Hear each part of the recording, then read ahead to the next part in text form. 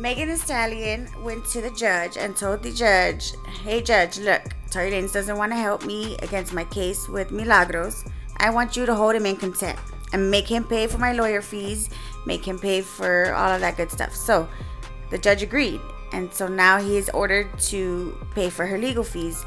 But in my mind, the way I see things is like, you accuse this person of shooting you. You hate him so much and you want all this bad to happen to him. But now, not only did you accuse him of shooting you and put him in prison, now you want him to help you to better your case against this person, Milagros, who you said he's paying her to help spread lies about you and all this, bashing your name and stuff. And you want him to help you against your case with her, and you're mad that he wouldn't, so now you're going to get him in trouble again. That's just fucking ridiculous. That's kind of like double jeopardy, right, or no? No, not at all. He's already serving on his sentence, but the fact that he's not complying is what the term used was complying. Fingerprint DNA is different from touch DNA. That basically... there's different methods of going about getting these two different types of DNA. Like one, they do the dusting over it to get your fingerprint, and they like match it up in the system to try and find, whose print it is. They match it against all these different people. But the other type of print, I'm not exactly sure how it works, but basically the dead skin cells from every time you touch something, they'll analyze that. I never understood it, but that's how they explain it. And so apparently when they tested his prints for the gun or his DNA, it was not found on there. But nobody told his legal people, his team, at all until like the very end, when it was already too late to even do anything.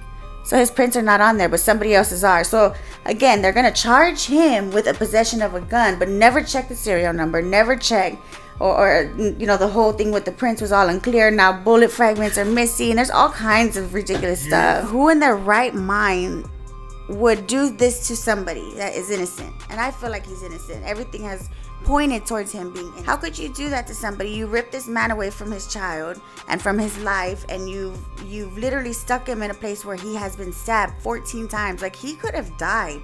This is not just a game. This is his life. And now you're so obsessed, you are still trying to find more and do more to hurt him and get at him. But for what? Like, what could somebody have done so bad that would make somebody so obsessive like that? She doesn't seem like a victim to me. He stepped on her bunions. I mean, Jolly Green Giant or something. I don't know. But the point is that this is not how a victim usually acts. I've seen so many of those like 48 hours or all that crime stuff. So I do know that victims don't normally do this. They don't act out and keep on being so obsessive, trying to find ways to continue to hurt somebody like that. Like, what else could she do to somebody? Like, he's been sitting in prison. He has 10 years. He just got stabbed. And you're still getting him in trouble. But for what? You know what I mean? And how could a judge be okay with that, though? That's even crazier. There was actually footage of a cop saying, "Oh, she stepped on a bottle," or "Oh, she cut her foot on that glass bottle." Like, there's so many different angles of that being said, different body cam footage, that there's just no way. Her story makes no sense. Badass, because you're really from Bexar County and you are really riding with what he has to say.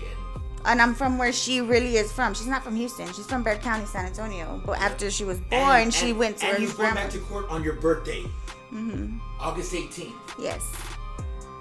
But he has to get out. Because how is it that somebody who has so much in their favor to show that they're innocent, right? They have all this evidence that they're innocent. How could somebody still be charged as guilty? But like the whole Diddy thing, he has so much conflicting things, that all this evidence proving he's guilty, and yet he's gonna probably get off as innocent. We'll say right now, boof, like the door just freaking opened up and there's an AI foot of Megan Thee Stallion. And I would say run for your fucking life, because you know that shit is huge. And she's gonna be like Beetlejuice, so she comes at us. So she's coming at us, and like we literally don't know what to do. So we just figure out, like, you know what? Have you wrote Tory? That's what I'm gonna say. Have you wrote Tory? I'm playing Megan Thee Stallion right now. I'm playing her right now. Fuck that bitch. Ew, don't ever do that again. I'll slap the shit out of you. No, but I'm. Don't you ever do that again. But I will in divorce this scenario, like what you mean, Kate? You ain't even wrote him. So what? I'm a fan from, I don't have to write this person. Your I feel what I feel, and I know the difference between right and wrong. I was raised a certain way. Your husband is the rap Jack Black. Jack Black. Yeah. Don't say that, babe. You're nice.